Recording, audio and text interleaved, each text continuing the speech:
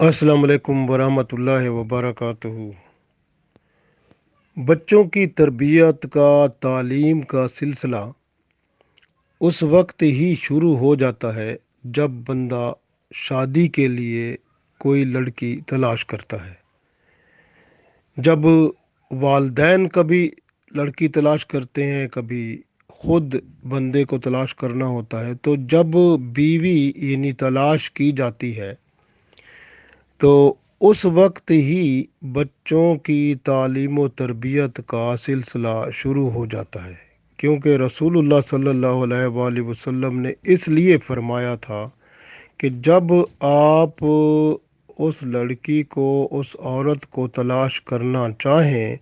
जो आपकी बीवी बन सकती है, तो सबसे पहली चीज़ जो उसमें देखेंगे वो यही कि उसका दीन की तरफ रुझान कैसा है। क्या वो सौम व सलात की पाबंद है? क्या वो दीन इस्लाम को जानती है? क्या वो इस्लाम के मुताबिक उसके आमाल हैं, उसका ईमान है? उसके अंदर अगर दीन के साथ मोहब्बत है, अल्लाह और उसके रसूल सल्लल्लाहु अलैहि वसल्लम की मोहब्बत उसमें है, तो तब उसकी नियत करें कि मैं इसलिए ये निकाह कर रहा हूँ, शादी कर रहा हूँ, ताकि उम्मत रसूल सल्लल्लाहु अलैहि वसल्लम में इजाफ़ा हो और क़यामत के दिन रसूल सल्लल्लाहु अलैहि वसल्लम अपनी उम्मत के इस इजाफे को देखकर फ़ख्र से सर बुलंद फरमाएं और ख़ुशी का इजहार फरमाएं। तो असल बात ये है। तो क्योंकि जब बंदा अच्छी बीवी तलाश करता है जो इस्लाम के मुताबिक होती है, जिसकी रसूल पाक सल्लल्लाहु अलैहि वसल्लम ने हमें नसीहत की है, तो अगर हम आप सल्लल्लाहु अलैहि वसल्लम की बात पर अमल करेंगे तभी हम अपनी औलाद को बेहतर बना पाएंगे। इसलिए कि अब औलाद जो है, अब जब बंदा शादी करता है उसके बाद इरादा करता है कि मैं इसलिए शादी कर रहा हूँ कि इससे औलाद पैदा हो, रसूल पाक सल्लल्लाहु अलैहि वसल्लम की उम्मत में इजाफ़ा हो, नेक औलाद हो और उससे क़यामत के दिन रसूल पाक सल्लल्लाहु अलैहि वसल्लम उम्मत में इजाफ़े पर फ़ख्र फरमाएँ, खुशी का इजहार फरमाएँ। तो इस तरह से फिर क्या होता है कि आप गौर करें थोड़ा सा। अगर तो औरत अच्छी होगी, नेक होगी, तो फिर उसका असर क्या होगा आप देखें कि जब नेक औरत होगी वो हमेशा क्योंकि औरत को कुरान पाक में सूरह बकरा की आयत नंबर 222 में खेती कहा गया है। खेती जैसे एक किसान होता है ना, खेती होती है, उसमें हल चलाता है, फिर उसमें बीज बोता है, पानी डालता है, तो उससे पौधा उगता है। तो इसी तरह का काम है। जब बंदा वो अपनी बीवी को लेकर आएगा तो वो उस खेत में जब बीज डालेगा तो वो सिलसिला बीज डालने का भी उसी तरह ही होगा जिस तरह के अल्लाह के रसूल सल्लल्लाहु अलैहि वसल्लम ने फरमाया है। वो औरत भी दीन के इस मामले को, उस अमल को जानती होगी कि शरीयत के मुताबिक कैसे हमने एक दूसरे से मिलना है और कैसे ही हमने अपनी ज़िंदगी को शुरू करना है। इसी तरह अगर लड़का भी वो यही समझेगा, जो खाविंद और बीवी दोनों इस्लाम को जानते होंगे, तो वो ज़मीन को ऐसे तैयार करेंगे जिस तरह अल्लाह के रसूल सल्लल्लाहु अलैहि वसल्लम ने फरमाया। फिर उसके अंदर पौधा यानी बीज भी वैसे ही डालेंगे। फिर उसमें जो उसकी ज़रूरियात हैं उसको यानी कि वो इस तरह करेंगे कि उसमें फिर जब उस ज़मीन, क्योंकि ज़मीन जो होती है उसको तैयार करके जब उसमें बीज डालेंगे तो फिर उसके अंदर से पौधा उगेगा यानी बच्चा बनेगा। और वो फिर अल्लाह ताला की रहमत से जब बच्चा बनता है, अगर हम बिस्तरी का तरीक़ा कार वही जो अल्लाह के रसूल सल्लल्लाहु अलैहि वसल्लम ने फरमाया कि जो है ना, बंदा ना एक दूसरे के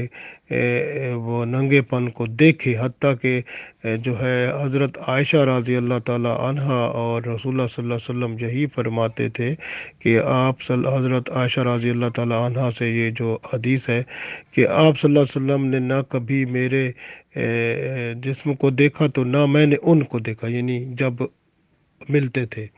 تو وہ اس سے ثابت ہوتا ہے کہ جو ہے یعنی کہ بندے کا دیکھنا وہ بچے میں برے اثرات پیدا کر سکتا ہے۔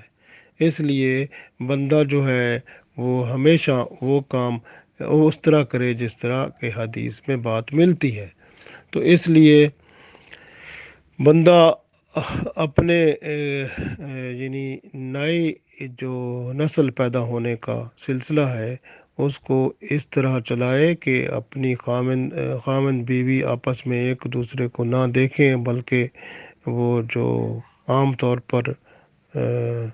جو ہے اس طرح کا ماحول ہو جس میں مکمل طور پر بندے نظر نہ آئیں، تو پھر وہ آپس میں ملیں، اور اس طرح سے جب اللہ تعالیٰ کی رحمت سے وہ بیج اندر ٹھہر جاتا ہے، یعنی سپرم اور ایگ مل کے زائگوٹ بن جاتا ہے، تو وہ پھر اب مرد کی طرف سے چلا گیا، عورت کے پاس وہ امانت پہنچ گئی۔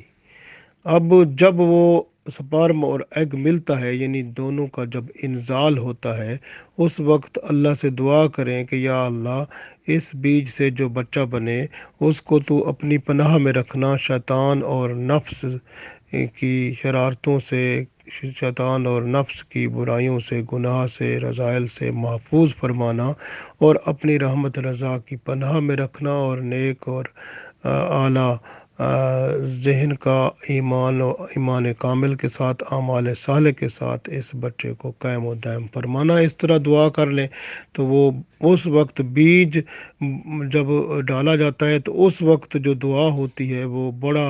اس کا اثر ہوتا ہے۔ اور یہی بات آپ ذرا غور کریں تو حضرت مریم علیہ السلام نے جو دعا عیسیٰ علیہ السلام کے وقت پیدائش پہ مانگی تھی کہ یا اللہ اس کو آپ شیطان سے محفوظ کرنا اور نفس سے، تو اس طرح سے دعا اگر بندہ مانگے تو وہ بچہ شیطان اور نفس سے محفوظ رہتا ہے اور اللہ کا نیک بندہ بنتا ہے۔ تو اس کے بعد وہ بچہ وہ زائگوٹ بن کے ماں کے پاس اب امانت پہنچ گئی۔ اب ہے بات شروع ہو گئی کہ ماں جو ہے اگر نیک ہے تو کیا کرے گی، یا وہ سورہ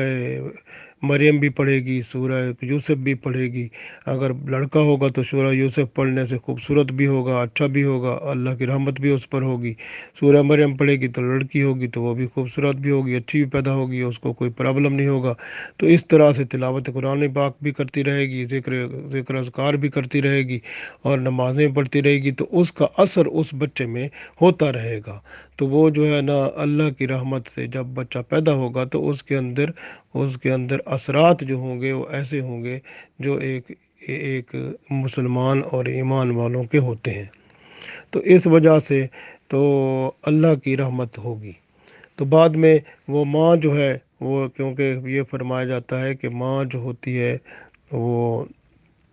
بچے کی تربیت کی ایک یونیورسٹی ہے، ایک درس گاہ ہوتی ہے۔ اس لیے اگر ماں اچھی ہوگی تو بچے کا بھی ماحول، کیونکہ بچہ زیادہ سے زیادہ وقت ماں کے ساتھ ہی گزارتا ہے،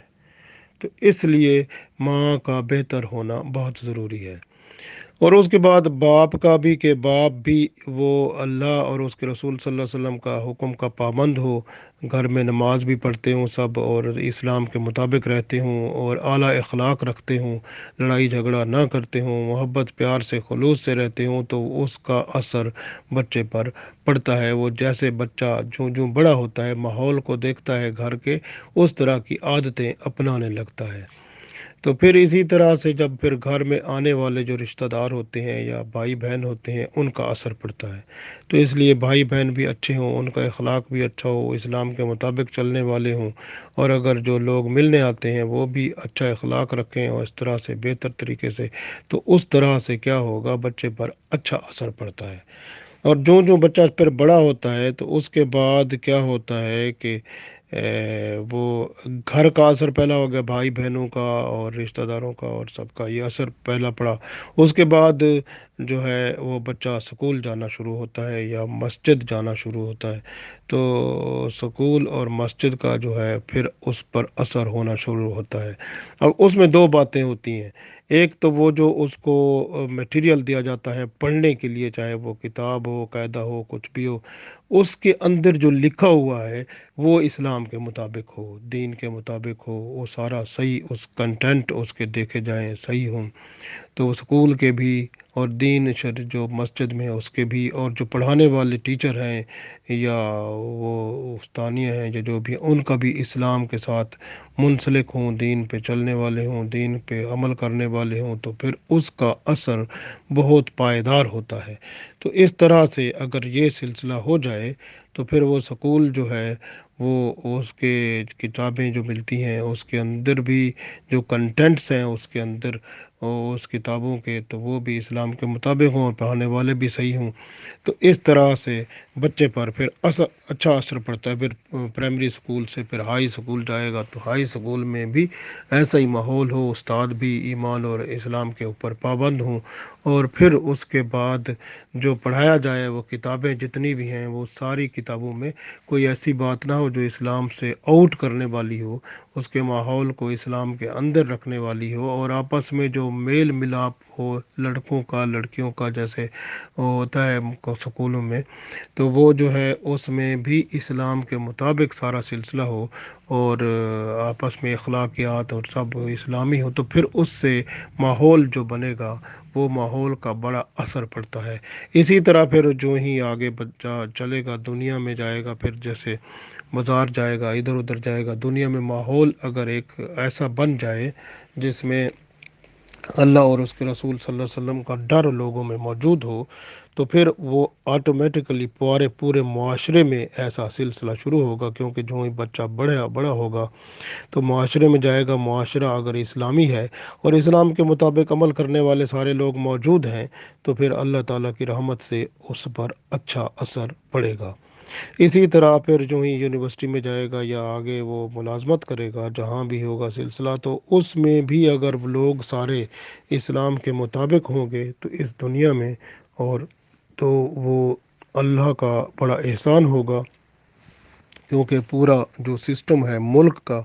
یہ اگر اسلامی نظام ہوگا تو اس سے ماحول اسلامی ہو جائے گا، اور یہ اسلامی ماحول بچے کی تربیت میں اب وہ اس کے بڑے ہونے تک اس کے اندر وہ سب کچھ پیدا کر دے گا جس سے اس کو پتہ چل جائے گا کہ اسلام کی حقانیت کیا ہے، اور یہ جو مغربیت اور دوسرے جو بہت ساری چیزیں جو دوسرے جگہوں سے آئی ہیں وہ غلط ہیں، تو اس کا پتہ چل جائے گا، تو پھر اللہ تعالیٰ کی رحمت سے کام ٹھیک ہو جائے گا۔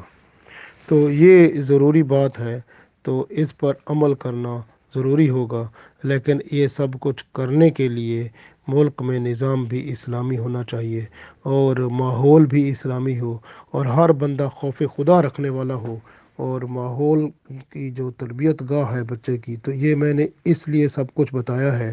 یہ اس طرح کا اس وقت کوئی ملک موجود نہیں ہے، اور نہ کوئی معاشرہ موجود ہے، اور نہ دنیا اسلام کی حقانیت سامنے آتی ہے، اور یہ ضرورت ہے۔ اگر ایسا سلسلہ پیدا ہو جائے اور ایسا ملک بن جائے، ایسا سلسلہ ہو جائے، تو الحمدللہ تو اللہ کی رحمتیں اور برکتیں اس ملک میں آنا شروع ہو جائیں، اور تو پھر کیا ہوگا کہ وہ دنیا کی واحد سپر پاور بن جائے گی، اس میں کوئی شک نہیں ہے۔ اللہ سے دعا کریں کہ اللہ ایسا کرا کے اپنے ہاں سے یہ خصوصی عنایت ہمیں عطا فرمائے، آمین۔